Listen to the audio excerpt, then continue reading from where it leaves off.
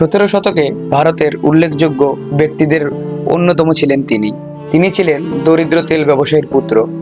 তবে মুঘল সম্রাটদের কাছ থেকে তিনি মুয়াজ্জম খান, খানি খানান, সিপাহী সালার এবং ইয়ার-ই ওয়াফাদারের মতো বিভিন্ন উপাধিতে ভূষিত হন। হ্যাঁ, বলছি বাংলার সুবাদার মীর জুমলার কথা। 1660 সাল থেকে 1663 সাল পর্যন্ত তিনি বাংলার সুবাদার দায়িত্ব পালন করেন। জন্মসূত্রে তিনি ছিলেন ইরানের বাসিন্দা। প্রথমে তার নাম ছিল মুহাম্মদ সাইদ, কিন্তু ইতিহাস তাকে মীর জুমলা বলেই বেশি জানে। ইস্পাহানের আরদিস্তানে 1591 খ্রিস্টাব্দে তিনি জন্মগ্রহণ করেন।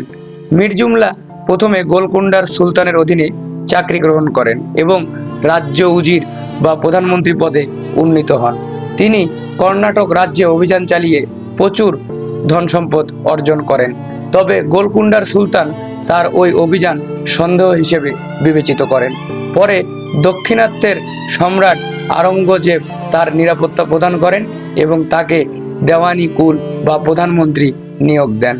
দেশের অর্থনীতি, ব্যবসা ও ব্যবসায়ীদের অবদান সম্পর্কে মীর জুমলা অবগত ছিলেন। তার আমলে পর্তুগিজ বণিকদের অবনতি ঘটে। কেরানি হিসেবে জীবন শুরু করলেও তিনি মুঘল সাম্রাজ্যের অন্যতম শ্রেষ্ঠ সেনাপতি ও সুবাদার হয়েছিলেন। আসামে যুদ্ধ শেষে ফিরে আসার পথে 1663 খ্রিস্টাব্দের 30 মার্চ খিজিরপুরের কাছে মীর জুমলার মৃত্যু হয়।